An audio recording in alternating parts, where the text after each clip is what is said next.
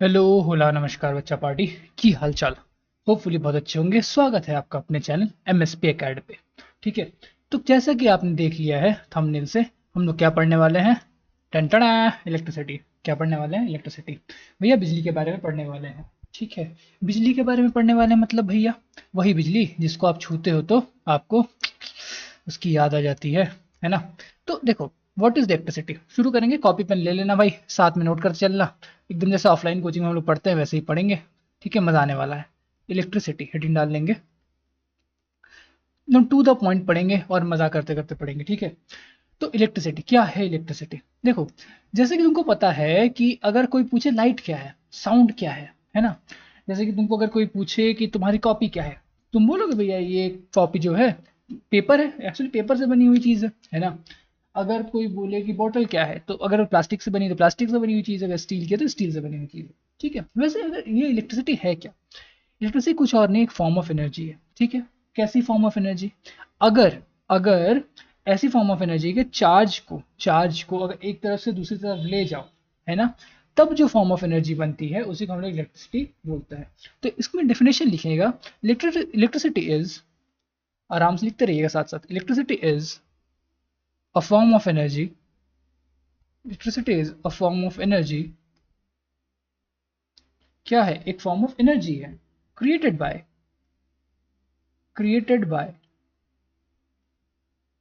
Bye flow of, flow या फिर flow and movement लिख लीजिएगा, दोनों से होता है। फ्लो एंड मूवमेंट ऑफ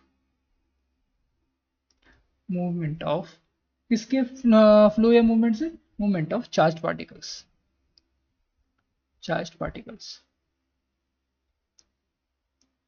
ठीक है, अच्छा, मतलब कि अगर चार्ज पार्टिकल एक जगह से, कोई भी एक चार्ज पार्टिकल मान लेते हैं एक इलेक्ट्रॉन है, ठीक है, एक जगह से दूसरी जगह तक जा रहा है ना, तो हम लोग क्या बोलेंगे कि फ्लो ऑफ इलेक्ट्रिसिटी या फिर इलेक्ट्रिसिटी फ्लो कर रही है। ठीक है, अच्छा, अगर इलेक्ट्रॉन इधर जा रहा है तो करंट इस तरफ जाएगा। ठीक है, बाद में ये सब देखेंगे हम लोग कि अगर इलेक्ट्रॉन इधर जाए तो करंट उसके अपोजिट डायरेक्शन में जाता है।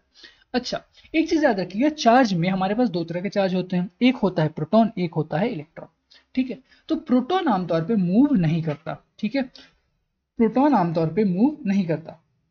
कौन सा चार्ज पार्टिकल मूव करता है? इलेक्ट्रॉन मूव करता है। तो जब भी ये डेफिनेशन इलेक्ट्रिसिटी का आप लिख रहे होंगे, साथ में फॉर एक्स्ट्रा पॉइंट, एक्स्ट्रा समझने के लिए ब्रैकेट में लिख लीजिएगा टिपिकली इलेक्ट्रॉन। क्या लिखेंगे हम लोग? Typically electron. ठीक है, टिपिकली इलेक्ट्रॉन, आप लोग पूरा इलेक्ट्रॉन लिख लीजिएगा। ठीक है, अच्छा, टिपिकली इलेक्ट्रॉन क्यों? क्योंकि हमें पता है भैया कि हमारे पास अगर जो कोई अगर एटम है, ठीक है, एटम है, उसके न्यूक्लियस में क्या होता है? प्रोटॉन और न्यूट्रॉन होता है। ठीक है, और उसके आसपास इलेक्ट्रॉन्स क्या करते हैं? रिवॉल्व कर रहे होते हैं। उसके आसपास ऑर्बिट्स में इलेक्ट्रॉन रिवॉल्व कर रहे होते हैं, है ना। तो जब इसके ऑर्बिट में इलेक्ट्रॉन रिवॉल्व कर रहे हैं, तो इसका मतलब क्या अंदर से, बीच से कोई चीज निकाल दी जाएगी? नहीं, ऐसा तो है नहीं, ये स्फेरिकल है ना। तो बीच वाली भी चीज तो नहीं निकलेगी, जो चीज निकलेगी वो बाहर की चीज ही निकलेगी। That is electron he move out करता है, इलेक्ट्रॉन ही मूव आउट करता है। इसलिए आमतौर पर इलेक्ट्रॉन ही जो है चार्ज, जो है इलेक्ट्रॉन का चार्ज जो है वो मूव कर रहा होता है। ठीक है, प्रोटॉन और न्यूट्रॉन मूव नहीं करते हैं। न्यूट्रॉन में तो वैसे भी जीरो चार्ज होता है, प्रोटॉन में पॉजिटिव चार्ज होता है, तो प्रोटॉन भी मूव नहीं करता है। इलेक्ट्रिसिटी का डेफिनेशन आपने देख लिया। ठीक है, इतना सही है। ज्यादा हम लोग को बस याद करते हुए चलना है और समझते हुए चलना है। ठीक है, अच्छा, कितने टाइप ऑफ इलेक्ट्रिसिटी होती है भैया? इलेक्ट्रिसिटी के टाइप्स देखते हैं हम लोग। इलेक्ट्रिसिटी की टाइप्स, ठीक है, देखो, मेनली हम लोग को दो टाइप ऑफ इलेक्ट्रिसिटी अभी पढ़ना है। कौन कौन सा? स्टैटिक इलेक्ट्रिसिटी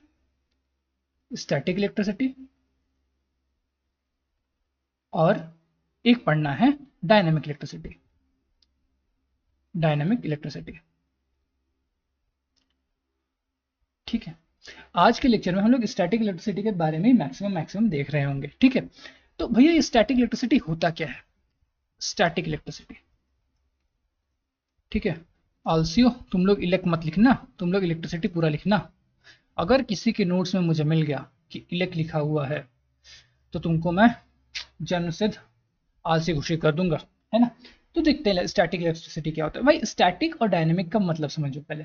इसका यूज हम लोग बाद में बहुत, जब बड़े होकर पढ़ेंगे ना, बहुत करेंगे। स्टैटिक मतलब होता है एनीथिंग विच इज स्टेशनरी, जो रुकी हुई है ना। और dynamic is anything in movement, जो कि मूवमेंट में है या फिर मूव कर रही है। ठीक है, तो स्टैटिक इलेक्ट्रिसिटी वैसी इलेक्ट्रिसिटी होती है या ऐसी इलेक्ट्रिसिटी की स्टडी होती है जहां पर चार्जेस क्या हो, स्टेशनरी हो। तो लिख लेंगे in static electricity, in static electricity charges are stationary, stationary, STATIONARY, stationary, ठीक है, जो कि मूव नहीं कर रही हैं, चार्जेस आर स्टेशनरी। और उसके बाद डायनेमिक इलेक्ट्रिसिटी क्या होता है, डायनेमिक इलेक्ट्रिसिटी होता है charges are moving, charges are moving, ठीक है, इसमें चार्ज मूव कर रही होती है। ठीक है, सिंपल है, बहुत कुछ रॉकेट साइंस नहीं है, सिंपल सिंपल समझ गए हम लोग। ठीक है, आगे चलते हैं। अब स्टैटिक इलेक्ट्रिसिटी हम लोग को पढ़ना क्या है। देखो स्टैटिक इलेक्ट्रिसिटी में हमको जो पहले चीज पढ़नी है वो है फ्रिक्शनल इलेक्ट्रिसिटी। क्या पढ़नी है, हेडिंग डाल लेंगे इसमें, सब topic frictional electricity, frictional electricity. भैया ये फ्रिक्शनल इलेक्ट्रिसिटी क्या होता है, देखो बताता हूं। अगर आपने देखा होगा, अगर आप एक स्केल ले लो, ठीक है, क्या ले लो, स्केल ले लो, ठीक है, ये प्लास्टिक वाली स्केल है, वुडन वाली मत लेना या स्टील वाली मत लेना, प्लास्टिक वाली स्केल ले लो। और आप हो ये चिंटू, चिंटू या चिंटी आप जो भी हो, ठीक है, ये चिंटू या चिंटी हो आप, ठीक, ये आप चिंटू चिंटी हो। आपने क्या किया, ये स्केल अपने खोपड़े में या बाल में क्या किया, बहुत तेज से रब किया, क्या किया, बहुत तेज से रब किया। अब आप देखोगे सुपर पावर्स आ गए आपके स्केल में, है ना। अगर यहाँ पे छोटे छोटे पेपर के पीसेस रख लो ना, ये पेपर के पीसेस में कूद कूद के चिपकेंगे, इससे क्या होंगी, कूद कूद के इससे चिपक जाएंगी। अगर आप स्केल लेके अपने सर पे रब कर लो या फिर कॉम्ब लेके अपने सर पे रब कर लो, तो ये पेपर के जो पीसेस हैं इस स्केल पर चिपक जाएंगे। भैया क्यों चिपक जाएंगे, है ना। अच्छा, अगर आपने देखा होगा ठंडी के मौसम में खास करके, अगर आप कंबल या फिर कोई नायलॉन की चादर लेते हो, है ना, या फिर कभी नायलॉन का कपड़ा पहनते हो, जब आप उस टी शर्ट को या फिर कंबल को अपने बॉडी से हटाते हो, है ना, या फिर रब करके हटाते हो, तो बहुत देर रहने की वजह से क्या होता है, आपके जो आर्म्स पे, ठीक है, आर्म्स पे आपके जो छोटे छोटे यू नो हेयर्स होते हैं, वो ना ऐसे खड़े हो जाते हैं। क्यों, कभी देखा होगा क्या उसमें बिजली दौड़ जाती है, आपने देखा होगा। अच्छा, बहुत जगह आपने देखा होगा कि अगर किसी को हम लोग डिपेक्ट करते हैं, उसको बिजली या शॉक लगा है तो उसके बाल सारे खड़े हो गए, है ना। तो वो क्यों होता है, एक्चुअली यही रीजन है कि अगर आप नायलॉन के कपड़े उतारते हो तो इसमें कुछ टाइप ऑफ फ्रिक्शनल इलेक्ट्रिसिटी या स्टैटिक इलेक्ट्रिसिटी इंड्यूस हो जाती है। वो कैसे होती है, क्यों होती है, हम लोग अभी देखने वाले हैं, ठीक है। अच्छा देखो, रीजन समझ में आ गया।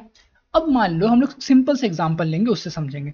हम लोग अगर एक ग्लास रॉड ले लें, क्या ले लें, ग्लास रॉड, ठीक है, इसका नाम है जीआर। आप लोग जीआर नहीं ग्लास रॉड लिखोगे, ठीक है। और साथ में हम लोग ले लें एक सिल्क क्लोथ, क्या ले लें, सिल्क क्लोथ। इसको हम एससी लिख रहे हैं लेकिन आप लोग पूरा सिल्क क्लोथ लिखोगे। और अगर अब इस सिल्क क्लोथ से इस ग्लास रॉड को रगड़ दें, है ना, क्या करें, इस सिल्क क्लोथ को लेकर इस ग्लास रॉड को एकदम बढ़िया से इसमें रगड़ दें, तो होगा क्या, ये जो ग्लास रॉड है ना, ये जो ग्लास रॉड है, ये भी एटम से बने हुए हैं। तो ये एटम का बाहर वाले हिस्से में एक ऑर्बिट में क्या घूमता है, इलेक्ट्रॉन घूमता है। और वही लूज होते हैं, है ना, प्रोटॉन और न्यूट्रॉन तो लूज नहीं होते हैं, इलेक्ट्रॉन लूज होते हैं। तो इलेक्ट्रॉन क्या करेगा, इसकी बॉडी से इलेक्ट्रॉन कुछ रगड़ने की वजह, फ्रिक्शन की वजह से छोड़ देगा और इस पे चला जाएगा, ठीक है। ये इलेक्ट्रॉन कूद के इसमें से, क्योंकि अब भैया इससे इसमें हमने रगड़ दिया, है ना। अब कभी टॉवल से अपना सर पोंछते हो, जिनको हेयर फॉल हो रहा है भाई खासकर, तो आप लोग देखते हो टॉवल में बहुत सारा आपका बाल आ जाता है ना। तो वैसे ही कुछ समझ लो कि अगर हम लोग इस सिल्क क्लॉथ से ग्लास रॉड का रगड़ दें तो इसमें से कुछ इलेक्ट्रॉन इस पे आ जाएगा, क्या हो जाएगा, कुछ इलेक्ट्रॉन इस पे आ जाएगा। अब भैया एक बात बताओ, ये पहले जीरो चार्ज था, है ना, इसमें जीरो चार्ज मतलब वो क्या होता है, इक्वल नंबर ऑफ इलेक्ट्रॉन और प्रोटॉन होना। अगर इसमें से कुछ इलेक्ट्रॉन कूद के इसमें आ जाए, और ये भी शुरू में जीरो चार्ज था, अब अगर इलेक्ट्रॉन कूद के इसमें आ जाए, इलेक्ट्रॉन मतलब नेगेटिवली चार्ज पार्टिकल्स, तो नेगेटिवली चार्ज पार्टिकल्स अगर आ जाए तो ये कैसा चार्ज हो जाएगा, नेगेटिवली चार्ज हो जाएगा। ये क्लोथ कैसा चार्ज हो जाएगा, नेगेटिवली चार्ज हो जाएगा। अच्छा, एक बुद्धि लगा के बताना, अब इसमें से नेगेटिवली चार्ज पार्टिकल छोड़ के इसमें आ गए तो ये ग्लास रॉड कैसे चार्ज हो जाएगा। एक बात बताओ, देखो ये पहले न्यूट्रल था, न्यूट्रल था तो मतलब मान लो कि इसमें मान लो एक प्रोटॉन था, फॉर एग्जांपल, एक तो नहीं होगा, बहुत सारे होंगे लेकिन इक्वल नंबर होंगे, और एक इलेक्ट्रॉन था, ठीक है, एक प्रोटॉन और एक इलेक्ट्रॉन था। अब देखो अब क्या होता है, मतलब एक पॉजिटिव चार्ज था एक नेगेटिव चार्ज था। अगर इस नेगेटिव और को निकाल लिया जाए तो क्या बचेगा, सिर्फ पॉजिटिव बचेगा, है ना। तो ये कैसा चार्ज हो जाएगा, ये पॉजिटिवली चार्ज हो जाएगा, ये कैसा चार्ज हो जाएगा, पॉजिटिवली चार्ज हो जाएगा, ठीक है। ये फिगर बना लेंगे, लिख लेंगे, एक नोट लिख लेंगे, ऑन रबिंग, ऑन रबिंग मैं जो बोलता जा रहा हूँ लिखते रहना भाई, नोट्स तुम्हारे एकदम सुंदर सुंदर बन जाएंगे साथ में, बाद में तुमको पूरा बुक नहीं पढ़ना पड़ेगा, बस एनसीईआरटी एक बार रीड कर लो, अपने नोट्स बाद में पढ़ लो, बस नोट्स पढ़ के एग्जाम देने मस्त चले जाना, ठीक है। झकास पेपर होगा, चाहे कोई भी पेपर हो, तुम्हारा सीबीएसई का पेपर हो, तुम्हारा स्कूल का पेपर हो, तुम्हारा एनटीएससी को कम्पिटेटिव एग्जाम हो, सब कुछ कवर करवाएंगे, थॉरली कवर करवाएंगे, इसमें आप लोग को कोई दिक्कत नहीं है, कोई कोचिंग जाने की जरूरत नहीं है, मस्त पढ़ो आप लोग, ठीक है। तो फ्रिक्शनल इलेक्ट्रिसिटी, हाँ तो हम लोग क्या बोलते हैं, नोट लिखेंगे, while while rubbing while rubbing glass rod with a silk cloth, with a silk cloth, electrons from electrons from glass rod, मैं जी आर लिख रहा हूँ, आप लोग ग्लास रॉड पूरा लिखिएगा, electrons from glass rod jumps to silk cloth, therefore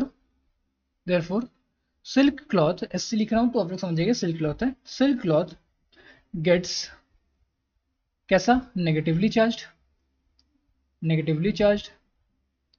है ना, and glass rod gets positively charged, ठीक है, पॉजिटिवली चार्ज्ड, ठीक है। इसके पीछे का रीजन मैंने आपको समझा दिया, क्यों होता है, क्यों ही इलेक्ट्रॉन कूदता है, प्रोटॉन क्यों नहीं कूदता, रीजन समझ गए आप लोग, क्योंकि बाहर आउटर ऑर्बिट में इलेक्ट्रॉन ही घूमते हैं, ठीक है। चलिए, अब ये फ्रिक्शनल इलेक्ट्रिसिटी क्या होता है, इसका डेफिनेशन देखते हैं, what is frictional electricity. Frictional electricity, ठीक है, एग्जाम्पल तो देख लिया हमने, लेकिन ये होता क्या, अगर डेफिनेशन एग्जाम में पूछ दे कि व्हाट इज फ्रिक्शनल इलेक्ट्रिसिटी, तो क्या लिखेंगे, ठीक है। तो देखो लिखना है, what is frictional electricity, it is electricity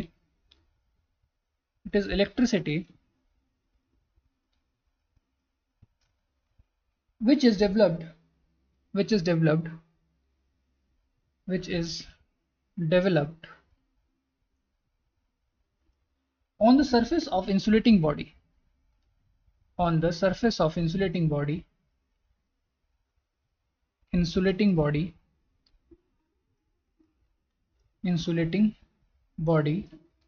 when rubbed against each other, when rubbed against each other,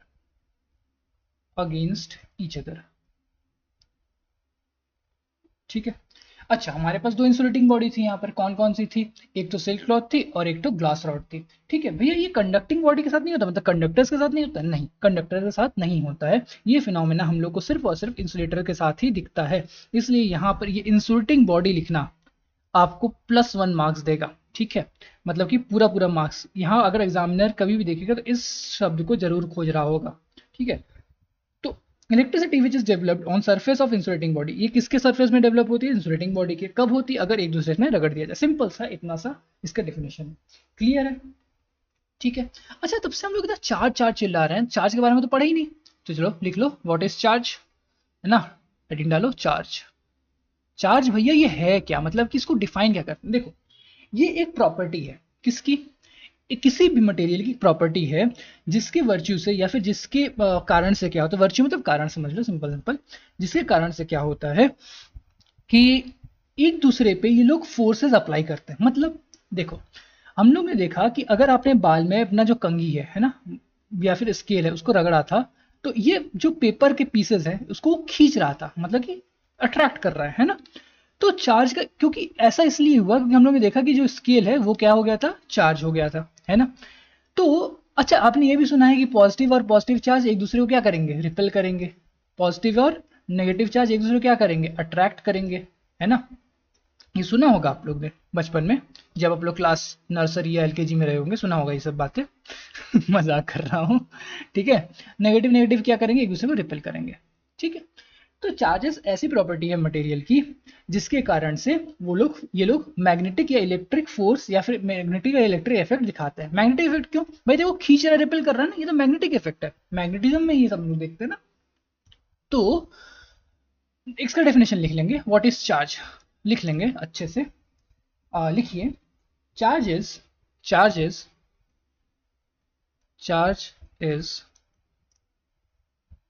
a unique property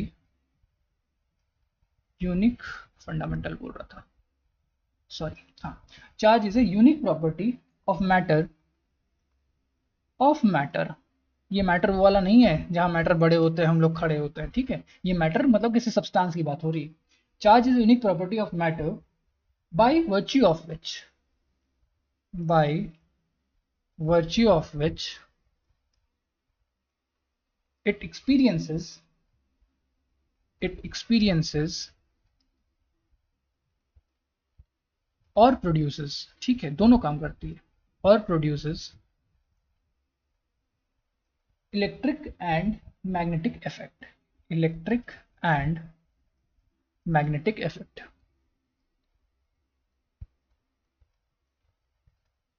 ठीक है।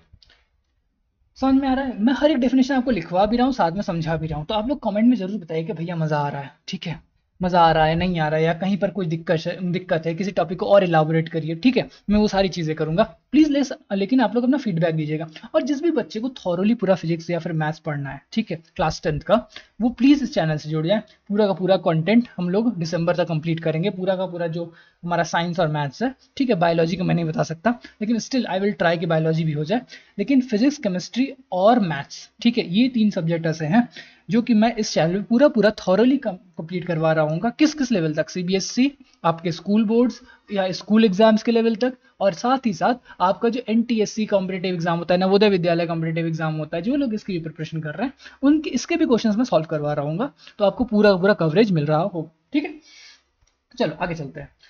अब आते हैं हम लोग, हो गया फ्रिक्शनल इलेक्ट्रिसिटी क्या होती है। अच्छा, हम लोग को तो बहुत सारे पेयर है, ठीक है, बहुत सारे पेयर है, जैसे कि हम लोग अभी सिल्क रॉड और उसका देखे ना, सॉरी, सिल्क क्लॉथ और ग्लास रॉड का देखे ना, कि जब हम लोग सिल्क क्लॉथ से ग्लास रॉड को रब करते हैं तो ग्लास रॉड पॉजिटिवली चार्ज हो जाता है और सिल्क क्लॉथ नेगेटिवली चार्ज हो जाता है। ऐसे हम लोग बहुत सारे पेयर देखेंगे जिसमें एक दूसरे को रब करने पर किसी एक में पॉजिटिव आ रहा होगा, किसी एक में नेगेटिव आ रहा होगा, ठीक है। तो सबसे पहले तो पॉजिटिव किस में आ रहा है, अगर सिल्क रॉड और ग्लास क्लॉथ की बात करें, क्या बोल रहा हूँ मैं, उल्टा ही बोल दिया।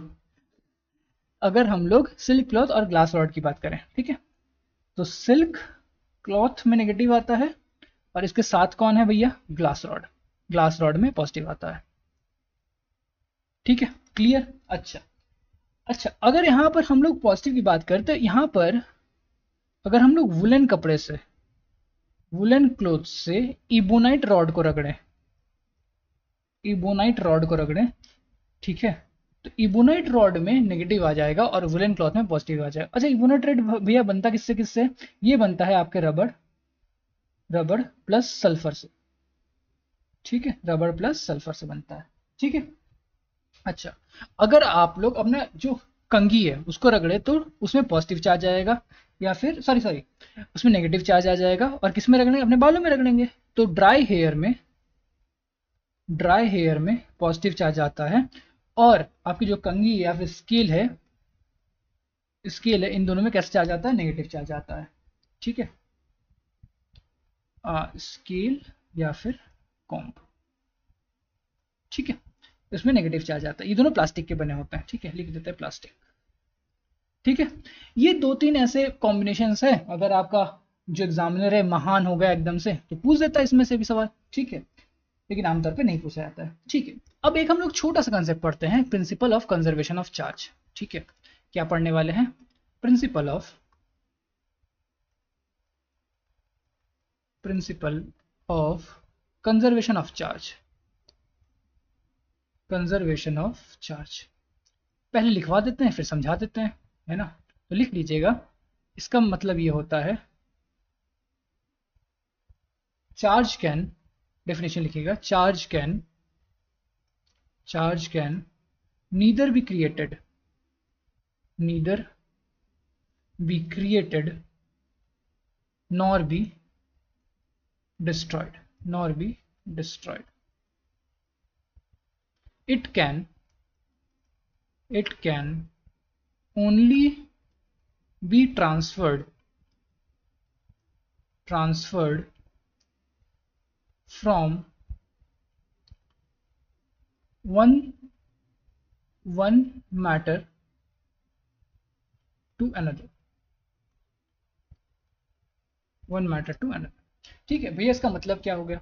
इसका मतलब ये हो गया कि मान लो हमारे पास फिर से वही सिल्क क्लॉथ और ग्लास रॉड वाला एग्जाम्पल ले रहे हैं, ठीक है।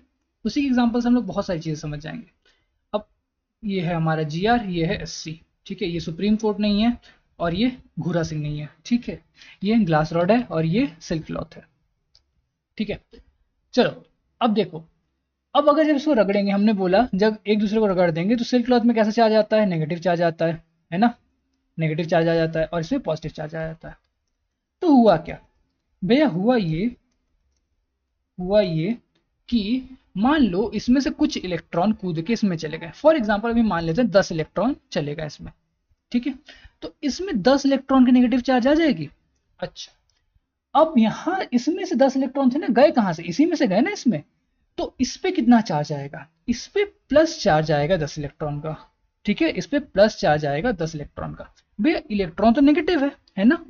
तो प्लस चार्ज हम लोग कैसे, 10 इलेक्ट्रॉन का चार्ज कैसे हो सकता है प्लस में? बात यह है, अगर इसको हम लोग बोले 10 पॉजिटिव चार्ज या 10 प्रोटॉन का चार्ज, ठीक है। ऐसा क्यों बोल रहे भैया? क्योंकि हमें पता है charge of electron, magnitude of charge of electron जो होता है वो magnitude of charge of proton के बराबर होता है। मतलब इलेक्ट्रॉन में जो चार्ज होता है वो होता है माइनस का 1.6 इंटू 10⁻⁻19 कूलम, ठीक है।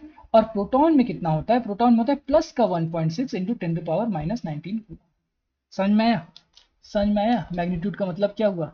मतलब दोनों में चार्जेस का जो वो है, क्या बोलते हैं, पोलैरिटी है, वो तो अलग अलग है। मतलब इलेक्ट्रॉन नेगेटिव आता है, प्रोटॉन पॉजिटिव आता है, लेकिन दोनों का मैग्नीट्यूड बराबर है। 1.6 इंटू 10⁻⁻19 इसका भी है, 1.6 इंटू 10⁻⁻19 इसका भी, समझे? तो इस पे अगर हम लोग ऐसे बोले कि इस पे 10 इलेक्ट्रॉन का अगर चार्ज आता है तो इसमें 10 प्रोटॉन का चार्ज आता है। और एक सिंपल एग्जांपल से बताऊं, मान लीजिए फॉर एग्जांपल अगर इसमें 5 कूलॉम नेगेटिव चार्ज आ रहा है तो इसमें 5 कूलॉम पॉजिटिव चार्ज आएगा। कोई भी चार्ज ऐसा नहीं होगा कि इसमें 5 कूलॉम नेगेटिव आया तो इसमें 3 कूलॉम भी पॉजिटिव आएगा, ऐसा नहीं है। चार्ज कहीं गायब नहीं होता, जितना चार्ज इसने इसको दिया है ना, उतना ही इसमें पॉजिटिव आएगा और उतना ही इसमें नेगेटिव आएगा। कोई भी चार्ज बीच से गायब नहीं होता है। तो इस बार डेफिनेशन को समझते हैं। Charge can neither be created nor be destroyed. मतलब कोई भी चार्ज को हम लोग डिस्ट्रॉय नहीं कर सकते या क्रिएट नहीं, ऐसा नहीं कर सकते कि इसको हमने इलेक्ट्रॉन दिया फिर भी इसके पास कुछ नहीं बचा, ठीक है, इसके पास न्यूट्रल रहा, ऐसा तो नहीं होगा, है ना। चार्ज अगर इसने इसको दिया इलेक्ट्रॉन तो इसमें नेगेटिव चार्ज ही आएगा और कितना आएगा? 5 कूलम का ही आएगा। और क्योंकि इसने 5 कूलम नेगेटिव दे दिया तो इसके पास बचेगा क्या? 5 कूलम पॉजिटिव बचेगा। सिंपल सिंपल समझ गए? आगे चलते हैं, ठीक है। बहुत डीप में नहीं पढ़ना ये सब, स्टिल मैं आपको बताता चल रहा हूँ ताकि यू नो एग्जाम्स में अगर आ जाए तो आप सिंपल कर लें, ठीक है। अब हम लोग पढ़ने वाले हैं प्रॉपर्टीज ऑफ चार्जेस, ठीक है। हेडिंग डाल लेंगे, बहुत इंपॉर्टेंट है, प्रॉपर्टीज ऑफ चार्जेस, ठीक है। चार्जेस की प्रॉपर्टी देखने वाले हैं हम लोग, ठीक। चलो एक एक करके प्रॉपर्टी देखते हैं और धूम मचाते हैं, ठीक। चलो पहली प्रॉपर्टी बताओ, चार्ज कैसी क्वांटिटी है, वेक्टर या स्केलर? भैया अब वेक्टर और स्केलर क्या होता है तो लिखेंगे, पहले सब समझाएंगे क्या होता है। Charge is a scalar quantity, charge is a scalar quantity.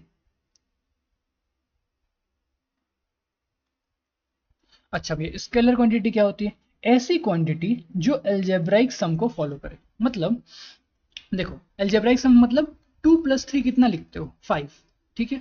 ये अलजेब्राइक सम है। क्या है ये? अलजेब्राइक सम है।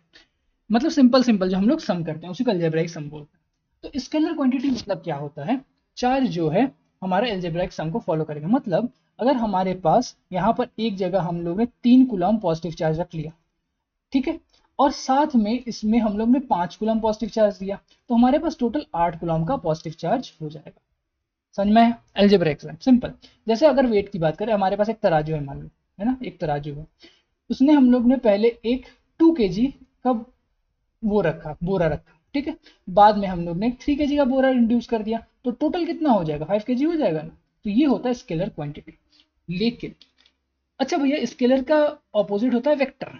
वेक्टर क्या होता है? ऑपोजिट नहीं होता एक्चुअली, ये भी एक तरह क्वांटिटी है। तो यहाँ पर सिंपल लिख लेंगे फॉलोज अलजेब्राइक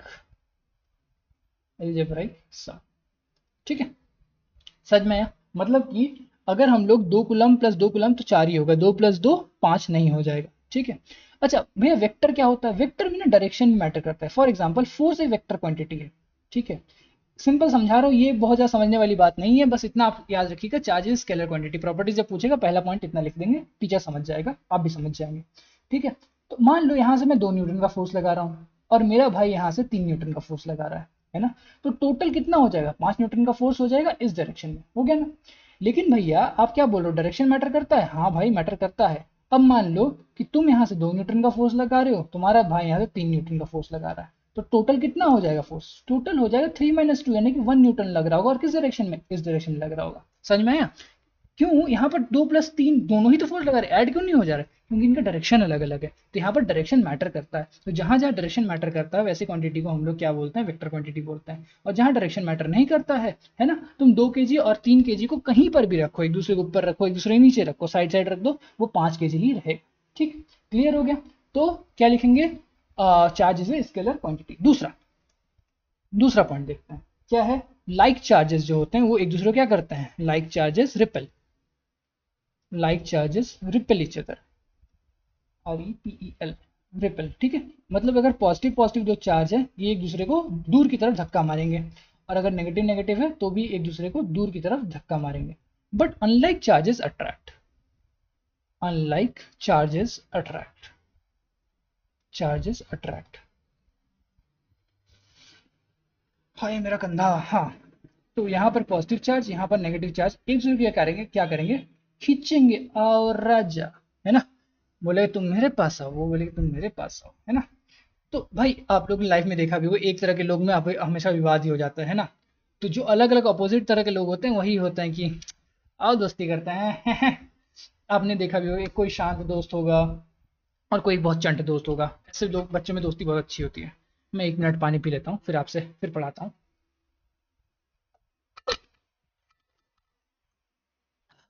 थैंक यू।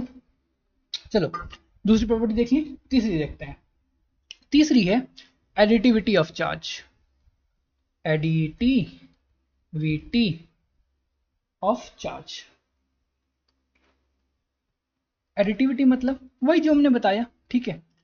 अगर हमारे पास जितने भी टोटल चार्जेस हैं उनका हम लोग क्या करते हैं, स्केलर सम या अलजेब्राइक सम करते हैं। तो लिख लेंगे total charge of the body, total charge of the body is of the body is algebraic sum, algebraic sum of all individual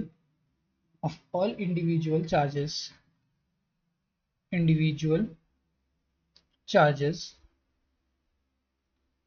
present taken with sign, bracket में लिखेंगे taken with sign। ये लिखना क्यों जरूरी है, समझना क्यों जरूरी है, देखिए देखते हैं। मान लीजिए हमारे पास एक बॉडी है, हमारे पास एक बॉडी है, ठीक है। ये बना है 5 प्रोटॉन से और 5 इलेक्ट्रॉन से, है ना। तो टोटल चार्ज कितना हो जाएगा, 5 पॉजिटिव चार्ज और 5 नेगेटिव चार्ज, तो टोटल चार्ज 0, ठीक है। लेकिन अब मान लेते हैं एक और चीज, ठीक है। एक और एग्जांपल देखते हैं सिंपल सा। मान लो हमारे पास एक बॉडी है ना, हमारे पास एक बॉडी है, इसके पास है मान लो 6 इलेक्ट्रॉन, है ना, और 3 प्रोटॉन, ठीक है। या फिर इलेक्ट्रॉन प्रोटॉन नहीं लिखते हैं, सीधे नेगेटिव पॉजिटिव लिखते हैं। 6 नेगेटिव चार्ज और 3 पॉजिटिव चार्ज, ठीक है। तो नेगेटिव चार्ज से -6 चार्ज आ गया मान लो, और पॉजिटिव चार्ज से +3 चार्ज आ गया। तो टोटल जो चार्ज बनेगा वो कितने का बनेगा, -3 का चार्ज बनेगा। -3 अभी कुलॉम मान लेते हैं, ठीक है। कुछ क्योंकि चार्ज की यूनिट कुलॉम होती है तो कुलॉम मान लेते हैं, क्योंकि जैसे वेट की यूनिट केजी होती है वैसे चार्ज की यूनिट कुलॉम होती है। तो अगर हमारे पास 6 नेगेटिव चार्ज है और 3 पॉजिटिव चार्ज है तो total charge of the body कितना हो जाएगा, -6 + 3 = 3 कूलम। एक और एग्जांपल लेते हैं, समझ लो। अगर हमारे पास 5 कूलम का एक चार्ज है +5 कूलम, एक है +3 कूलम, एक है -2 कूलम और एक है +1 कूलम, ठीक है। तो total charge of the body क्या हो जाएगा, इसका अलजेब्राइक सम विद साइन, याद रखिए वहां पर मैंने विद साइन लिखा है। तो टोटल चार्ज हो जाएगा, टोटल चार्ज हो जाएगा क्या, +5 है ना, +3 -2 +1, तो 5 + 3 8 + 1 9, 9 - 2 = 7। तो 7 कूलम का यहाँ पर टोटल चार्ज हो जाएगा। समझ में आ गया, सिंपल सा था अलजेब्राइक सम क्या होता है। ठीक है। अच्छा भैया एक और एग्जांपल है यार, बोलेंगे नेगेटिव वाला एग्जांपल नहीं बताया। मान लो यहाँ पर 2 कूलम का -2 कूलम का चार्ज है, -4 कूलम का चार्ज है, +1 कूलम का चार्ज है। अब क्या होगा, यहाँ हो जाएगा -2 कूलम -4 कूलम +1, मतलब कि 2 माइनस -4 -2 -6 +1 -5 कूलम का इसमें टोटल चार्ज आ जाएगा। तीनों एग्जाम्पल समझ में आ गया। ठीक है, ये तीनों एग्जाम्पल समझ में आ गए तो एडिटिविटी समझ में आ गई। ठीक है, आगे चलते हैं। चौथी प्रॉपर्टी है क्वांटाइजेशन ऑफ चार्ज। क्वांटाई थोड़ा सा ना +1 लेवल का ही मैं आपको पढ़ाऊंगा। ठीक है, +1 में थोड़ा सा ज्यादा पढ़ाऊंगा ऑफकोर्स। क्यों प्लस थोड़ा सा ज्यादा पढ़ाऊंगा, क्योंकि यार डिफरेंस तभी क्रिएट होता है आंसर्स में। जब आप बोर्ड में आंसर लिखोगे ना, तो थोड़ा सा जब आप एक्स्ट्रा खुद से एफर्ट डालोगे तो एग्जामिनर पे एक बहुत अच्छा इंपैक्ट पड़ता है कि यार ये बच्चा खुद से थोड़ा सा एक्स्ट्रा पढ़ा हुआ है ना। और ऑफकोर्स कंपटीशन में तो आप हमेशा ही +1 में रहोगे। क्वांटाइजेशन ऑफ चार्ज, बस टर्म जानना है, कुछ अलग से इसमें रॉकेट साइंस थोड़ी पढ़ा दूंगा मैं। क्वांटाइजेशन ऑफ चार्ज एक छोटा सा कंसेप्ट है, आप समझ जाओगे और आप रिलेट भी कर लोगे of charge. Quantization of charge क्या होता है, ऐसे में इसका डेफिनेशन पढ़ोगे ना, क्या बोलते हैं, integral multiple of this Das that's, वो आपको कंफ्यूजिंग लगेगा। आप सिंपल समझो, देखो हमारे पास अगर एक एटम है ना, एटम है, उसके ऑर्बिट में इलेक्ट्रॉन्स है ना, उसके ऑर्बिट में क्या है, इलेक्ट्रॉन्स है। अब एक बात बताओ, हमें एक बात बताना कि अगर हम लोग इस एटम से इलेक्ट्रॉन को बाहर निकालना है तो इसके आउटर ऑर्बिट से 1 इलेक्ट्रॉन जाएगा, या फिर 2 जाएगा, या फिर 3 जाएगा, या फिर 4 जाएगा। ठीक है, कुछ भी जा सकता है। लेकिन क्या अभी कभी ऐसा हो सकता है कि आधा इलेक्ट्रॉन जाए, ऐसा हो सकता है क्या, पॉसिबल है क्या? नहीं, ऐसा पॉसिबल नहीं है।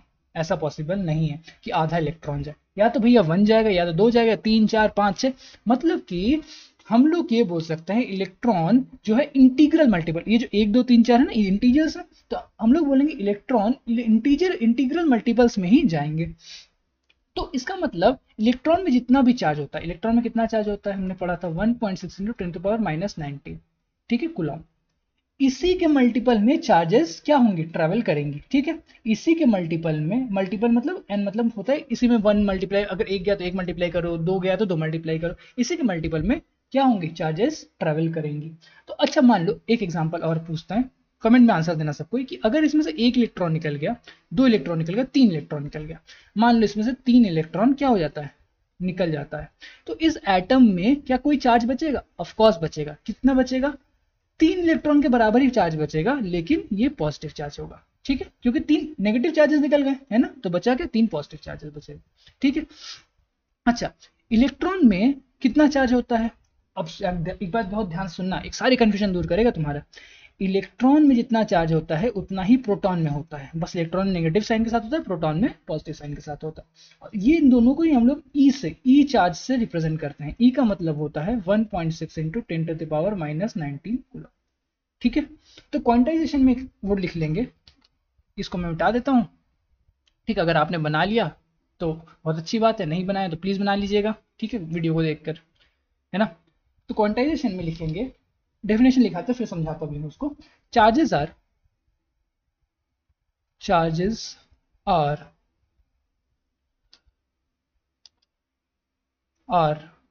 present charges are present in integral multiple of in integral multiple of in integral multiple of fundamental basic charges, multiple of a, या बेसिक फंडामेंटल लिख देते हैं, of a basic fundamental, multiple of basic fundamental charge, जिसको हम लोग एक ई से denote करते हैं। किससे करते हैं? ई से करते हैं। ठीक है, ये बफर क्यों कर रहा है इतना भाई? हाँ, तो हम लोग लिखेंगे कोई भी चार्ज को, हम लोग चार्ज को किससे रिप्रेजेंट करते हैं? हम लोग रिप्रेजेंट करते हैं क्यू से, या तो कैपिटल क्यू से या तो स्मॉल क्यू से। तो क्यू हो जाएगा ±NE के बराबर। भैया ये क्या लिख दिया आपने, Q बराबर ±NE, अभी जो समझा है वही लिखा है, बस मैथमेटिकल फॉर्मेट में। Q क्या आ गया? Q है चार्ज, किसी भी चार्ज को हम लोग रिप्रेजेंट कर सकते हैं किसकी, N क्या, इंटीजर है ना, इंटीजर्स। सारी चीजें देखेंगे, इंटीजर्स, है ना। और ई क्या है, वो जो बेसिक फंडामेंटल चार्ज है ना 1.6 इंटू 10⁻⁻, न्यूटन, अरे सॉरी कूलॉम, न्यूटन कहाँ से आ गया, फोर्स थोड़ी पड़ रहा है ना, इसके बराबर है n। अच्छा ये प्लस माइनस, अगर अगर मान लो अगर इलेक्ट्रॉन छोड़ के गए, मान लो 4 इलेक्ट्रॉन छोड़ के गए, अब हम लोग एग्जांपल लेते हैं, अगर 4 इलेक्ट्रॉन किसी एक सब्सटेंस को या फिर किसी एक मैटर को छोड़ के 4 इलेक्ट्रॉन चले गए, है ना, और एक दूसरे मैटर पे आ गए, ठीक है, ये पहला मैटर है, ये दूसरा मैटर है, ठीक है, इसमें से 4 इलेक्ट्रॉन छोड़ के दूसरे मैटर पे आ गए, तो क्या होगा देखो, तो ये होगा कि इसमें कितना चार्ज आ जाएगा, 4 इलेक्ट्रॉन के बराबर चार्ज आ जाएगा, -4 इलेक्ट्रॉन के बराबर, क्योंकि और इसमें +4 ई के बराबर चार्ज आएगा, यहाँ पर आप इलेक्ट्रॉन नहीं लिखेंगे, ई लिखेंगे, ठीक है, तो इसमें कितना चार्ज आ जाएगा, -4 ई के बराबर, इसमें कितना चार्ज आएगा, +4 ई के बराबर, ठीक है। तो हम लोग समझ गए कि Q क्या है, टोटल चार्ज जो आया, ठीक है, वो किसके बराबर होगा, प्लस माइनस, मतलब अगर छोड़ के गया उसको, मुझे छोड़ के गई तो पॉजिटिव होगा, है ना, मतलब कि अगर भाई तुमने देखा होगा किसी लड़के कोई लड़की छोड़ के जाती है तो बहुत पॉजिटिव हो जाता है कि अब तो मैं यूपीएससी ही क्लियर करूंगा, है ना, शादी में जरूर आना अगर तुम लोग देखा हो तो, बॉडी बना के ही रहूंगा इस टाइप का, है ना, फालतू चीज़ होती हैं सब अपने पढ़ाई पे ध्यान दो, अपने वर्कआउट पे ध्यान दो, वही काफ़ी है ना। तो ये पॉजिटिव चीज़ है, ये प्लस है, ये कब होगा, जब इलेक्ट्रॉन छोड़ के जाएगा, तो प्लस साइन आएगा, और किसके बराबर, एन के बराबर, एन क्या है, नंबर ऑफ इंटीजर, जितने नंबर ऑफ इलेक्ट्रॉन छोड़ के गए उसी का बराबर एन हो जाएगा, और ई क्या है, फंडामेंटल चार्ज, ठीक है। वैसे नेगेटिव वाला केस समझ में आ गया, क्वांटाइजेशन क्या है, सिंपल सा आपको, अच्छा आपको भी इतने में से याद क्या रखना है, आपको ये डेफिनेशन याद रखना है और ये फॉर्मूला याद रखना है, ठीक है, कि इस फॉर्मूला में क्या क्या है, समझ में आ गया होगा। आगे चलते हैं बिना किसी देरी के, मन करता है कभी कभी कैरीमिनाटी वाला डायलॉग मार दूं, लेकिन फिर लगता है कि यार पाप लगेगा, है ना। चलो नेक्स्ट हम लोग देखते हैं कि एसआई यूनिट ऑफ चार्ज क्या होता है, SI unit of charge, charge की एसआई यूनिट होती है कूलॉम्ब, अभी तक तो चिल्ला ही रहे हम लोग, COULOUMB। अब एसआई यूनिट पढ़ा तो जब भी हम लोग एसआई यूनिट पढ़ेंगे साथ में हम लोग बोलेंगे, एक क्वेश्चन आएगा डिफाइन, ये क्वेश्चन फिक्स रहता है, 1 कूलॉम्ब चार्ज को डिफाइन करो, क्या करो, 1 कूलॉम्ब चार्ज को डिफाइन करो। इसको डिफाइन करने से पहले इसी चैप्टर में हम लोग एक फॉर्मूला पढ़ेंगे, उसके बारे में हम लोग देख लेते हैं पहले ही, अभी इसको तो हम लोग लास्ट क्लास में पढ़ने वाले, इसका यूज लास्ट क्लास में होगा, लेकिन स्टिल हम लोग देख लेते हैं पहले ही, क्योंकि इसी से हम लोग फॉर्मूला को डिराइव करेंगे। हम लोग देखेंगे I बराबर QT, Q/T, ठीक है, QT सुनते ही खुश हो जाते हैं लौंडे, QT, है ना, I क्या है, I है करंट, करंट, ठीक है, Q क्या है, Q से हमने बताया चार्ज को रिप्रेजेंट करते हैं, ठीक है, स्मॉल q या फिर कैपिटल Q से, T क्या है, टाइम। देखो बात ये है, इस फॉर्मूला से हम लोग डिराइव कैसे करेंगे 1 कूलॉम्ब, कूलॉम्ब किसकी यूनिट है, चार्ज की, तो चार्ज को एक जगह रखो, बाकी सबको एक साइड ले आओ, ठीक है। तो अब देखो अगर इस चार्ज को हमको 1 कूलॉम्ब करना है तो इसकी भी वैल्यू हमको 1 करनी पड़ेगी, इसकी भी वैल्यू 1 करनी पड़ेगी, टाइम की एसआई यूनिट होती है सेकंड, तो टाइम को हमको रखना पड़ेगा 1 सेकंड, और जो करंट होता है उसका एसआई यूनिट होता है एम्पियर, तो इसको हमको रखना पड़ेगा 1 एम्पियर, ठीक है। अब देखो इसे डिफाइन करेंगे, सिंपल सा, आपको अपने अगर दिल की भाषा में बोलनी हो तो बोलेंगे भैया 1 कूलॉम्ब चार्ज तभी होगा जब करंट 1 एम्पियर हो और टाइम 1 सेकंड हो, लेकिन इसको लिखेंगे कैसे, लिखेंगे ऐसे कि 1 coulomb is amount of charge, पूरा लिखेंगे, 1 coulomb can be defined as amount of charge, 1 coulomb can be defined as amount of charge, ठीक है, which flows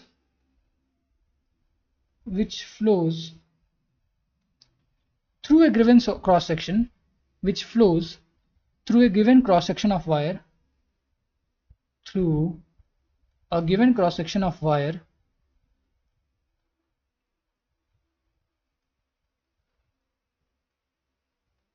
given cross section of wire in 1 second, ये जो टाइम आया ना in 1 second, to produce 1 ampere current, 1 ampere current। तो भाई समझ लो charge है, फ्लो कहां से करेगा, ऑफ कोर्स तार से फ्लो करेगा, भाई बिजली कहाँ अपने बॉडी से थोड़ी फ्लो करवा दोगे, है ना, कहां से फ्लो करवाओगे बिजली को, चार्ज को, ऑफ कोर्स सी बात है, कहां से फ्लो करवाएंगे, वायर से फ्लो करवाएंगे। तो बोल रहा है अगर हमारे पास एक given cross section of wire है, मान लो इतना given cross section of wire है, क्रॉस सेक्शन मतलब इतना एरिया ऑफ वायर है, ठीक है। इस वायर में से अगर हमको एक चार्ज, कोई भी चार्ज मान लेते क्यू चार्ज, यहां से लेके यहां तक पहुंचता है, ठीक है, यहां से लेके यहां तक पहुंचता है कितने सेकंड में, 1 सेकंड में, ठीक है। ये चार्ज यहां से लेके यहां तक पहुंच रहा है 1 सेकंड में, और इस वायर में जो बिजली दौड़ रही है, ये जो बिजली आई मतलब करंट होता है, बिजली दौड़ रही है वो 1 एम्पियर की होती है। भैया बिजली कैसे नापेंगे, एक अमीटर लगा देना यार, अमीटर नाम का एक डिवाइस होता है, उसको लगा दोगे इसमें तो, और इसमें 1 एम्पियर शो करने लग गया।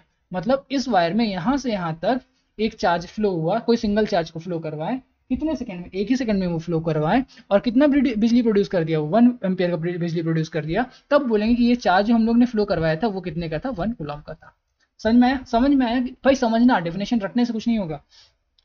जब हम लोग क्या करेंगे, एक तार में से, सिंपल समझो, इन विथ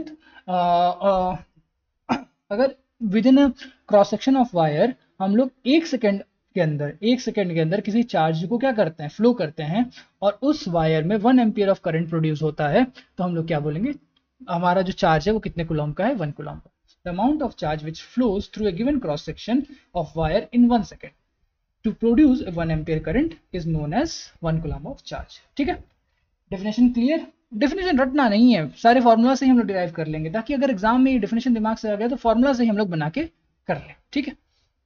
चलो इतना क्लियर हो गया, आगे चलते हैं, नया पेन लेते हैं और पेन डालते हैं, अदर यूनिट्स ऑफ चार्जेस।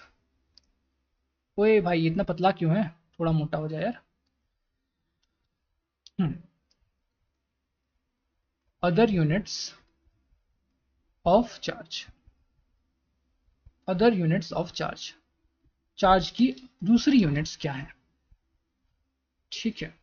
तो देखो पहली यूनिट हम लोग जो पढ़ने वाले हैं कूलॉम के अलावा, वो है फैराडे, फैराडे, इसको हम लोग रिप्रेजेंट करते हैं कैपिटल एफ से, और 1 फैराडे में होता है 96,500 कूलॉम, कितना होता है 96,500 कूलॉम, ठीक है।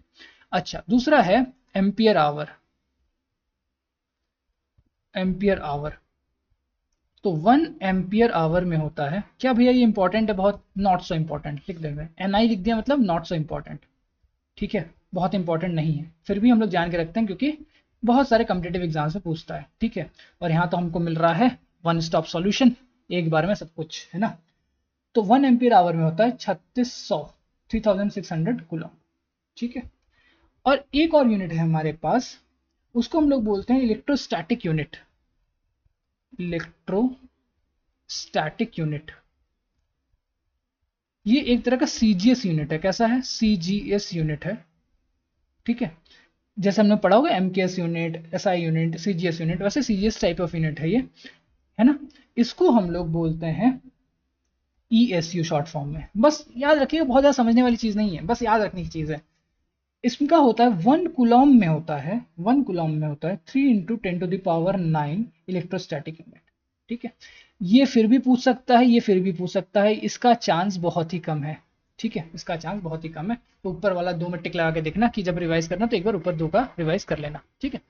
चलो भाई देखो हम टीचर हैं, ठीक है, मेरा काम है, हम तुम्हारे भैया हैं, मेरा काम है तुमको सब कुछ बताना और जो इंपॉर्टेंट है वो भी बताना, ठीक है। लेकिन अगर हम सब कुछ नहीं बता के रहेंगे और कभी पेपर में खुदा ना खास्ता, गॉड नेवर कफ्स, पूछ देता है ना, कि बताओ भाई इलेक्ट्रोस्टैटिक यूनिट कितना होता है, 1 कूलॉम में कितना इलेक्ट्रोस्टैटिक यूनिट होता है, तब तो तुम भाई रो दोगे, ठीक है। कम से कम इसमें यार ये तो याद रहेगा, 3 × 10⁹ 10⁹ के जहां भी तुम रेंज में देखा तुमने टिक मार दिया, है ना। तो नेक्स्ट देखते हैं एलिमेंट्री चार्ज क्या होता है, एलिमेंटरी चार्ज। देखो हम लोग ने बोला ना, एक प्रोटॉन या एक इलेक्ट्रॉन में कितना चार्ज होता है, ई चार्ज होता है, बस इलेक्ट्रॉन में माइनस ई चार्ज होता है और प्रोटॉन में प्लस ई चार्ज होता है, तो इसी को हम लोग एलिमेंट्री चार्ज बोलते हैं, ठीक है। स्मॉलेस्ट चार्ज, ठीक है, जो प्रेजेंट है, इसका वैल्यू कितना होता है, 10 बार पढ़ चुके हैं, 1.6 × 10⁻⁻19 कूलॉम, ठीक है। क्या है इसका डेफिनेशन, देखो smallest charge, smallest amount of charge, smallest amount of charge, ठीक है, that exists independently, that exist independently in nature, independently in nature. ठीक है, मतलब कि नेचर में इंडिपेंडेंटली कौन रह सकता है, एक इलेक्ट्रॉन रह सकता है, एक प्रोटॉन रह सकता है ना, ये दोनों इंडिपेंडेंटली रह सकते हैं बिना किसी दिक्कत के। लेकिन आधा इलेक्ट्रॉन या आधा प्रोटॉन अगर तुम करने गए, फिर होगा भैया बिलास्ट। क्या होगा, बिलास्ट, न्यूक्लियर ब्लास्ट बोलते हैं उसको। ठीक है, तो हम लोग ऑफकोर्स ही बात है, जब हम लोग न्यूक्लियर प्रोसेस पढ़ेंगे वहां पर पॉसिबल होता है चार्जेस को तोड़ना, लेकिन आमतौर पर चार्जेस को तोड़ना पॉसिबल नहीं होता है। तो यही एलिमेंट्री चार्ज है जिसके मल्टीपल में हमेशा चार्जेस होती हैं। ठीक है, क्लियर है इतना? ओके, और हम लोग क्या बोलेंगे, वो ये मिटा कैसे गया, नोट में लिखेंगे इंटीग्रल नंबर ऑफ चार्जेस या फिर इलेक्ट्रॉन्स या एलिमेंट्री चार्जेस, कुछ भी लिख लेंगे, elementary charges transfers from one body to another. ठीक है, एक बॉडी से दूसरे बॉडी में इसी के इंटीग्रल मल्टीपल में ही चार्जेस आते हैं, जिसको हमने क्वांटाइजेशन के कंसेप्ट में पढ़ लिया अच्छे से। ठीक है, अच्छा एक बहुत अच्छा क्वेश्चन है, क्वेश्चन लिखो कि 1 कूलॉम चार्ज में 1 COULOUMB कूलॉम चार्ज में कितने इलेक्ट्रॉन्स होते हैं? तो भाई सिंपल है, हम लोग ने देखा कि 1 इलेक्ट्रॉन में 1.6 इंटू 10⁻⁻19 कूलॉम चार्ज होता है ना। तो यहां से हम लोग देखेंगे कि 1 कूलॉम चार्ज में 1 कूलॉम करेंगे तो ये नीचे आ जाएगा, इक्वल्स टू 1/1.6 इंटू 10⁻⁻19 क्या आ जाएगा, इलेक्ट्रॉन्स हो जाएंगे, है ना। इसको सॉल्व करेंगे तो ऊपर नीचे अगर हम लोग क्या कर दें, इसको ऊपर ले जाए और 10 से मल्टीप्लाई कर दें, ये आ जाएगा 10⁻20/16। ठीक है, अपॉन 16, इसको हम लोग लिख सकते हैं 100 इंटू 10⁻18/16। 100 को अगर 16 से डिवाइड करोगे तो ये आएगा 6.25 इंटू 10⁻18 इलेक्ट्रॉन्स। ठीक है, तो 1 कूलॉम चार्ज में कितने इलेक्ट्रॉन्स होते हैं, 6.25 इंटू 10⁻18 इलेक्ट्रॉन्स होते हैं। समझ रहे हो कि 1 कूलॉम चार्ज में कितने सारे इलेक्ट्रॉन हो जाते हैं, है ना। चलो अब हम लोग नेक्स्ट देखेंगे, नेक्स्ट टॉपिक है हमारा कूलॉम्स लॉ। ठीक है, इतना कूलॉम कर ही रहे हैं तो पढ़ते हैं हम लोग Coulomb's law, COULOUMBS, Coulomb's law, Coulomb साहब का लॉ। देखो कूलॉम साहब बोलते हैं कि अभी तक हम लोग ने पढ़ा कि दो लाइक चार्जेस क्या करते हैं, एक दूसरे को रिपेल करते हैं, है ना, दूर रखते हैं, भाग जाए मेरे सामने से, है ना। और दो जो अनलाइक चार्जेस होते हैं उनके साथ क्या होता है, एक दूसरे को अट्रैक्ट करता है ना। तो अगर हमारे पास दो चार्जेस है पॉजिटिव पॉजिटिव, तो ये दूसरे को क्या करेंगे, रिपेल करेंगे मतलब फोर्स अप्लाई कर रहे हैं। तो ये फोर्स एक्चुअली होगा कितना, यही बात हमको बताइए कूलॉम साहब ने। ठीक है, तो कोई भी अगर हम लोग दो चार्जेस ले लेते हैं, ठीक है, कैसे भी चार्जेस है Q1 और Q2। ठीक है, Q2, ओहो Q2, सर ऐसी बातें मत किया करिए Q2 V2, मेरा मन नहीं लगता पढ़ाई में, फिर पढ़ ले बदतमीज, है ना। मान लो कि दो चार्जेस हैं और उनको कितनी दूरी पर रखा गया है, r दूरी पर रखा गया है। तो कूलॉम साहब बोलते हैं ना कि इन दोनों के बीच में कुछ भी एक फोर्स लग रहा होगा, अगर ऑपोजिट है तो अट्रैक्टिव फोर्स और अगर सेम है तो रिपल्सिव फोर्स। तो इनके बीच में जो फोर्स लग रहा होगा ना, उसके बारे में कूलॉम साहब ने एक फॉर्मूला दिया और एक थ्योरी दी। तो कूलॉम्स लॉ पहले लिख लेंगे। According to Coulomb's law,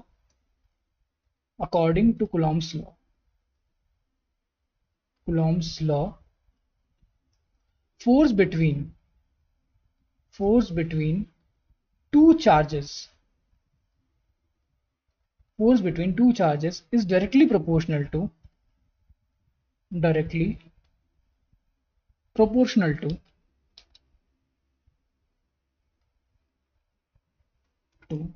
the product of charges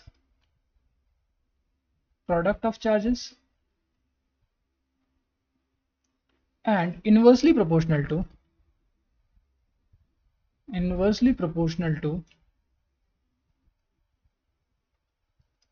square of distance between them, square of distance between them, distance between them.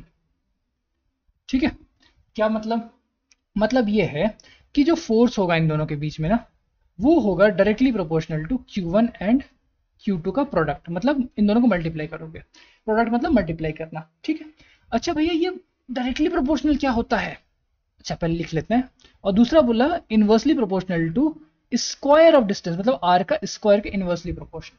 ठीक है भैया देखो, मतलब ये होता है कि अगर हम लोग बोले डायरेक्टली प्रोपोर्शनल ना, अगर ये Q1 चार्ज 2 गुना होगा ना तो फोर्स भी 2 गुना बढ़ जाएगा। ठीक है, अगर Q2 चार्ज भी 2 गुना होगा तो ये भी 2 गुना बढ़ जाएगा। अच्छा अगर ये भी 2 गुना बढ़ जाए, ये भी 2 गुना बढ़ जाए, तो ये कितना बढ़ जाएगा? ये 4 गुना बढ़ जाएगा। अच्छा ये अगर 2 गुना बढ़ जाए, ये 3 गुना बढ़ जाए, तो 2 इंटू 3 ये 6 गुना बढ़ जाए। समझ में आया? क्लियर हुआ? मतलब ये जितने भी टाइम मल्टीप्लाई होगा, ये भी उतना ही टाइम मल्टीप्लाई होगा। ये होता है डायरेक्टली प्रोपोर्शनल। अच्छा वह इनवर्सली प्रोपोर्शनल क्या होता है? फॉर एग्जाम्पल यहाँ पर inversely proportional to R square. ठीक है, मान लो आर स्क्वायर, या फिर एक समय के लिए हम लोग ले लेते हैं कि इनवर्सली प्रोपोर्शनल टू एक्स, अगर मान लेते हैं एक क्वांटिटी है, अगर एक्स 2 गुना बढ़ता है तो फोर्स 1/2 गुना हो जाएगा। समझ में आया? क्या समझा? अगर एक्स 2 गुना बढ़ता है तो फोर्स 1/2 गुना हो जाएगा, और अगर एक्स 4 गुना बढ़ता है तो फोर्स 1/4 गुना हो जाएगा। समझ में आया? जितना भी ये बढ़ेगा है ना, उसका 1 में या रेसिप्रोकल में ये बढ़ेगा या घटेगा। समझ में आया? क्लियर? तो अगर इसमें बताओ, अगर इसमें आर 2 गुना होता है, आर 2 गुना हो जाता है, मतलब आर में मल्टीप्लाई 2 करते हैं, तो फोर्स कितना घटेगा? तो ये घटेगा 2 का स्क्वायर, मतलब कि 1/4 गुना से। इसमें 2 गुना से नहीं घटेगा क्योंकि यहाँ स्क्वायर है। अगर आर 3 गुना हो जाता है तो फोर्स कितने से घटेगा? 3 का स्क्वायर, मतलब 1/9 टाइम्स से घटेगा। समझ में आया? क्लियर है? इनवर्सली डायरेक्टली प्रोपोर्शनल समझ में आ गया? ठीक है, यहाँ कंफ्यूजन नहीं रखना है। चलो, तो भैया इसमें से हम लोग फॉर्मूला क्या डिराइव करते हैं? इन दोनों को कंबाइन करके हम लोग लिखते हैं F is directly proportional to Q1 into Q2 upon R square. और जब ये डायरेक्टली प्रोपोर्शनल का साइन हटाएंगे तो हमारे पास इक्वल टू का साइन आएगा, और जब इक्वल टू का साइन आएगा तो हमारे पास एक कांस्टेंट आता है। यही तरीका होता है। ठीक है, बाद में आप लोग 11-12 में इसको समझ भी जाएंगे क्यों होता क्यों है, अपॉन आर स्क्वायर। तो हमारे पास एक इलेक्ट्रोस्टैटिक कांस्टेंट आया के। क्या आया? इलेक्ट्रोस्टैटिक कांस्टेंट के।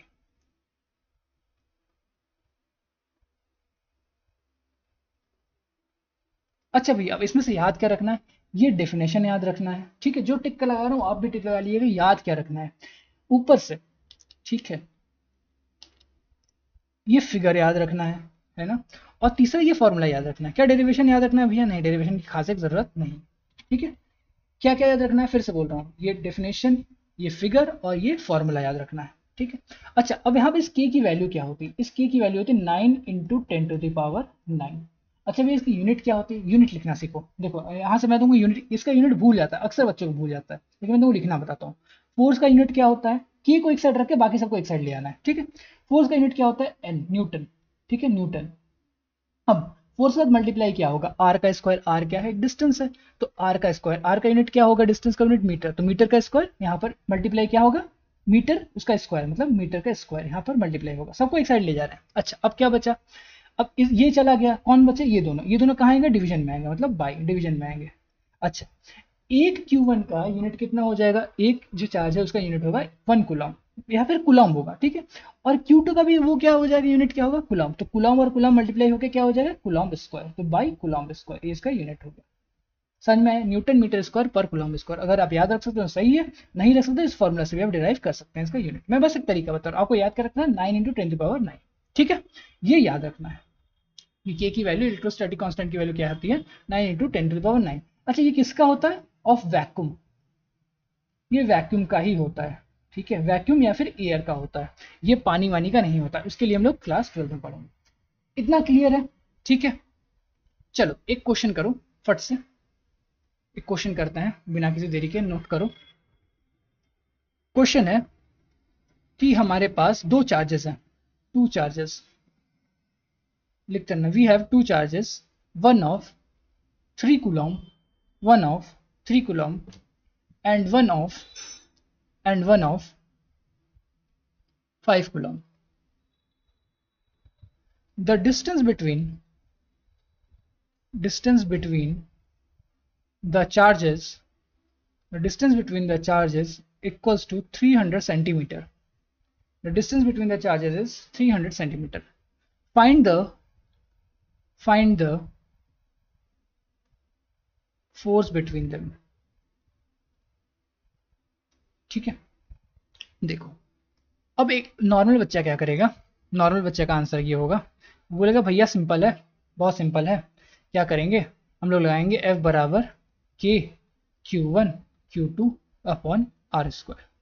ठीक है, अच्छा एक चीज बताओ, यहाँ पर ये दोनों तो कूलॉम में है, लेकिन ये किस में है, सेंटीमीटर में, तो इसको हम लोग किस में कन्वर्ट करेंगे, SI यूनिट यानी कि मीटर में करेंगे। तो मीटर में करने के लिए, सेंटीमीटर से मीटर में करने के लिए हम लोग 100 से डिवाइड करते हैं। ठीक है, तो ये हमारे पास हो जाएगा 3 मीटर। ठीक है, तो हम लोग क्या करेंगे, यहाँ पर फोर्स बराबर कर देंगे, के की वैल्यू हम लोग को पता है 9 × 10⁻⁹। ठीक है, Q1, अच्छा अभी यूनिट नहीं लिखना है, यूनिट सीधे सीधे इसका फोर्स का जो यूनिट होगा वही लिखेंगे। ठीक है, एक है हमारे पास 3 यूनिट, एक हमारे पास है 5 यूनिट का चार्ज। ठीक है, डिवाइडेड बाई आर का स्क्वायर, मतलब 3 का स्क्वायर हो जाएगा हमारे पास 9। ठीक है, और इसका यूनिट आ जाएगा न्यूटन एन। ठीक है, क्योंकि फोर्स का यूनिट न्यूटन होता है। अब 3 का स्क्वायर 9 होता है, 9 9 कट जाएगा, बचा कितना हमारे पास 15 × 10⁻⁹ न्यूटन का फोर्स। ठीक है, कितना लगेगा, 15 × 10⁻⁹ न्यूटन का फोर्स लगेगा, ये हमारे पास आंसर होगा। ठीक है, लेकिन याद रखना, अब यहाँ पर एक नॉर्मल बच्चा करके छोड़ देगा। ठीक है, लिख लेगा by force equals to this this this where K is equals to, यहाँ पर लिख लेना ना, where K is equals to 9 × 10⁻⁹ newton metre square per coulomb square. ठीक है, ये सब लिख देगा, लेकिन यहाँ पर एक एक्स्ट्रा इंपैक्ट आपको कैसे क्रिएट करना है, आपको बोलना है दिस। ठीक है, एक एक्स्ट्रा लाइन, बस छोटी सी लाइन है, लेकिन देखना कितना अच्छा इंपैक्ट करेगा। आप क्या देखते हो यहाँ पर, ये दोनों पॉजिटिव फोर्स चार्जेस हैं, है ना, तो पॉजिटिव पॉजिटिव हो गए तो कैसा फोर्स लगाएगा, रिपल्सिव फोर्स लगाएगा, और अगर एक पॉजिटिव एक नेगेटिव होता तो अट्रैक्टिव फोर्स लगाता। ठीक है, तो जैसा भी यहाँ पर क्या आएगा, रिपल्सिव फोर्स आएगा, तो फोर्स का टाइप भी लिख देना यहाँ पर, बस एक छोटा सा line, this is repulsive force in nature, force in nature। यही छोटी छोटी चीजें हैं जो आपके पेपर में एक्स्ट्रा इंपैक्ट क्रिएट करेंगे। ठीक है, ये कैसा फोर्स होगा, रिपल्सिव इन नेचर होगा। अगर ऑपोजिट चार्ज हुआ तो यहाँ पर क्या लिखेंगे, this is attractive force in nature. Clear है, सिंपल है। चलो एक दो हम लोग कंपटीशन के MCQs देखते हैं। ठीक है, चलो पहला MCQ देखते हैं। A charged object can attract only charged object and uncharged object, both charged and uncharged object neither। ठीक है, तो देखो अगर एक चार्ज ऑब्जेक्ट है हमारे पास एक ऑब्जेक्ट है, इसके पास एक चार्ज है, पॉजिटिव चार्ज मान लो। ठीक है, तो क्या ये सिर्फ एक नेगेटिव चार्ज के ऑब्जेक्ट को ही अट्रैक्ट करेगा, या फिर एक न्यूट्रल ऑब्जेक्ट को भी जिसमें जीरो चार्ज है उसको भी अट्रैक्ट करेगा? एक्चुअली आंसर है ये दोनों को ही अट्रैक्ट करेगा अपनी तरफ। क्यों भैया, ऐसा होता क्यों है? क्योंकि भाई न्यूट्रल जो चार्जेस हैं, है ना, इसके बॉडी में दोनों होता है। क्या होता है, पॉजिटिव और नेगेटिव होता है। भले ही ये पॉजिटिव को रिपेल कर रहा हो, लेकिन जो नेगेटिव चार्ज है वो जो इसके सरफेस में आ जाएगा उसको ये अट्रैक्ट कर रहा होगा। समझ में आया, सिंपल सा। तो याद रखिएगा, ये एग्जाम में आपको CBSE एग्जाम में नहीं पूछेगा, लेकिन ये आपको कॉम्पिटिटिव एग्जाम में बहुत पूछेगा कि कोई भी चार्ज ऑब्जेक्ट होता है वो ऑपोजिटली चार्ज ऑब्जेक्ट को तो ऑफ कोर्स अट्रैक्ट करता ही है, वो न्यूट्रली चार्ज ऑब्जेक्ट को भी अट्रैक्ट करता है। क्या करता है, न्यूट्रली चार्ज ऑब्जेक्ट को भी अट्रैक्ट करता है। तो charge object can attract both charged and uncharged object. Option C हो जाएगा इसमें। ठीक है, रेड पेन यूज करता हूं तो आपको समझ में आएगा। ठीक है, स्क्रीन देख लो यार, बोर्ड से ना। हाँ चल, ये क्या हो जाएगा, both charge and uncharge object, C option. ठीक है, चलो नेक्स्ट देखते हैं। Object is charge by rubbing so that it acquires negative charge, then. ठीक है, एक बात बताओ, मान लो हमारे पास दो चीजें हैं। ठीक है, ये है A, ये है B। ये दोनों इंसुलेटर्स हैं, आपस में रगड़ते हैं, तो रगड़ने से क्या होता है, B से B में पॉजिटिव चार्ज आता है। कैसे आता है भाई, तुम बताओ जल्दी से हमको, क्या होता है पॉजिटिव चार्ज किसी में क्यों आता है? जब ये अपना इलेक्ट्रॉन इसको दे देगा। ठीक है, ये अपना इलेक्ट्रॉन इसको कुछ इलेक्ट्रॉन दे देगा। ठीक है, इसने मान लो कुछ इलेक्ट्रॉन इसको दे दिया, तो B में क्या आ गया, पॉजिटिव चार्ज आ गया, और A में नेगेटिव चार्ज आ गया।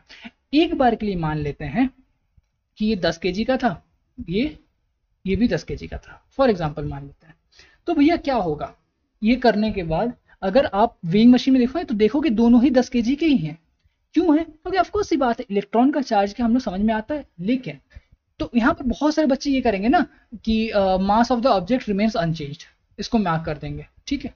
लेकिन एक्चुअली दोनों का मास थोड़ा सा चेंज हो रहा है ना, क्या हो रहा है? जो नेगेटिवली चार्ज होता है, जो नेगेटिवली जो इलेक्ट्रॉन एक्वायर करता है, उसका मास थोड़ा सा, क्योंकि इलेक्ट्रॉन का मास बहुत ही हल्का होता है, बहुत ही कम होता है, लेकिन उतना अगर ऐसे 5-6 इलेक्ट्रॉन आ रहा है, कुछ भी इलेक्ट्रॉन आ रहा है, तो कुछ तो इलेक्ट्रॉन आ रहा है, कुछ तो मास ऐड हो रहा है, तो नेगेटिवली चार्ज जो बॉडी होती है वो स्लाइटली मास को गेन करती है, उसका मास स्लाइटली बढ़ता है, और जो पॉजिटिवली चार्ज होती है उसका मास स्लाइटली घटता है। तो नोट में लिखेंगे in in frictional charging, in frictional charging की नोट लिख लीजिएगा, बहुत अच्छे अच्छे नोट्स है ये सब। In frictional charging negatively charged object gains a slight mass, ठीक है। इसमें स्लाइट मास का गेन होता है, ब्रैकेट में ड्यू टू एक्वायरिंग इलेक्ट्रॉन, ठीक है, ड्यू टू एक्वायरिंग इलेक्ट्रॉन। और पॉजिटिवली चार्ज क्या होता है, थोड़ा सा मास रिड्यूस होता है। एंड पॉजिटिवली चार्ज्ड ऑब्जेक्ट, ठीक है, loses slight mass, ठीक है। तो इसमें क्या पूछा है, बोल रहा ऑब्जेक्ट को अगर रब करने के बाद नेगेटिव चार्ज आता है तो उसमें क्या होगा, तो ऑफकोर्स देखेंगे mass of the object increases slightly, थोड़ा सा बढ़ रहा होगा, ठीक है। क्लियर है कंसेप्ट? चलो लास्ट क्वेश्चन में आता है, इसका आंसर आप लोग खुद देंगे पहले। If two bodies A and B, A bigger in size, A है इतना बड़ा सा और बी क्या है, छोटू सा, ठीक है। तो अब बताओ, और दोनों में ऑपोजिट चार्जेस आएंगे कि सिमिलर चार्जेस आएंगे? ऑफकोर्स बात है, रब करने के बाद एक से इलेक्ट्रॉन दूसरे में जाएगा, तो मान लेते हैं कि ए से इलेक्ट्रॉन बी में जा रहा है, फॉर एग्जांपल मान लेते हैं, ठीक है। अब ए बहुत बड़ा है बी से, और ए में आता है पॉजिटिव चार्ज, तो बोलोगे भैया क्या बी का मास बहुत बढ़ेगा? नहीं यार, बहुत कम बढ़ता है, बहुत कम बढ़ता है, इतना कम कि समझ में भी नहीं आता, लेकिन बढ़ता है, ठीक है। लेकिन इतना नहीं बढ़ जाएगा कि ए के बराबर हो जाए, है ना, इतना नहीं बढ़ेगा कि वो ए के बराबर हो जाए। तो जब या तो बी से इसमें इलेक्ट्रॉन आए, या तो ए से इसमें इलेक्ट्रॉन जाए, तो पहली बात तो दोनों ऑपोजिटली चार्ज होंगे, ठीक है। तो यहाँ पर जितने भी सिमिलर चार्जेस होंगे, A and B get equal charge, ये तो अपने आप ही गलत हो गया, बी वाला ऑप्शन अपने आप ही गलत हो गया, ठीक है, और डी वाला ऑप्शन भी अपने आप गलत हो गया। अच्छा, अब एक बात बताओ, हमने अभी पढ़ा था कंजर्वेशन ऑफ चार्ज या फिर क्वांटाइजेशन ऑफ चार्ज। जितना चार्ज जितने इलेक्ट्रॉन इसमें से निकलेंगे उतने ही बी एक्वायर करेगा, और उतना ही इसमें पॉजिटिव चार्ज आएगा। तो दोनों में अगर हम लोग बोलते हैं तो चार्जेस कितना आएगा, इक्वल चार्ज आएगा, equal and opposite charge acquire होगा, है ना। मतलब कि अगर मान लो इसमें इसमें माइनस का 2 कूलम चार्ज आया, तो इसमें प्लस का 2 कूलम चार्ज आएगा। अगर इसमें माइनस का 3 कूलम चार्ज आया तो इसमें प्लस का 3 कूलम चार्ज आएगा। ऐसा नहीं होगा कि इसमें माइनस का 2 कूलम हो जाए तो इसमें प्लस का कुछ और हो जाए, है ना। तो इसमें प्लस का भी 2 कूलम भी होगा। तो equal and opposite charges acquire करेंगे, चाहे साइज कैसा भी हो, क्योंकि जितने इलेक्ट्रॉन ये छोड़ेगा उतने ही वो एक्वायर करेगा। ऐसा नहीं होगा एक इलेक्ट्रॉन हवा में उड़ के चला गया कहीं, ऐसा नहीं होगा, ठीक है। Charges can neither be destroyed nor be created, ठीक है। कंजर्वेशन ऑफ चार्ज का हम लोग यहाँ पर वो करते हैं। तो क्या होगा, A get more charges than B? नहीं भाई, ए के पास उतना ही चार्ज रहेगा जितना बी लेगा, ठीक है। तो A and B get equal and opposite charges, equal charges है और अपोजिट चार्जेस है, तो ऑप्शन ए इसका सही हो जाएगा, ठीक है। क्लियर है? चलिए आज का लेक्चर यहीं करते हैं, अगले लेक्चर में हम लोग देखेंगे, हमको लग रहा है 3 या 4 लेक्चर में हम लोग पूरा इलेक्ट्रिसिटी खत्म कर रहे होंगे, ठीक है। आपको मजा आ रहा होगा। कितना लंबा लेक्चर हो गया एक बार देख लेता हूं मैं, काफी लंबा हो गया क्या यार, 1 घंटा 4 मिनट का है, ठीक है। थोड़ा कोप अप कर लेना, थोड़ा सा फास्ट फॉरवर्ड करके देख लेना। तो मजा आ रहा है तो लाइक करिए, ठीक है, लाइक करिए, शेयर करिएगा अपने दोस्तों के साथ, जो भी ऐसे पढ़ना चाहते हैं फ्री का कोचिंग, मस्त आ रहा है, मजा आ रहा है। शेयर करिएगा अपने दोस्तों के साथ जो ऐसे थ्योरेटिकल लिख लिख के पढ़ना चाहते हैं, पीपीटी से नहीं पढ़ना चाहते हैं, है ना। और भाई अपने चैनल को सब्सक्राइब करो, एमएसपी एकेडमी को सब्सक्राइब करो भाई, सब्सक्राइब। मज़ा आ रहा है, ठीक है, सब्सक्राइब करो। अब हम लोग नेक्स्ट लेक्चर को थोड़ा सा 1 घंटे के नीचे रखने की कोशिश करेंगे। पहला लेक्चर था, बहुत सारी चीज़ें समझानी थी, इसलिए नेक्स्ट लेक्चर से बहुत ईजी सी चीज़ें आएंगी और बहुत इंटरेस्टिंग चीज़ें आएंगी। तो बने रहिएगा इस चैनल के, तब तक के लिए thank you, bye bye, love you all.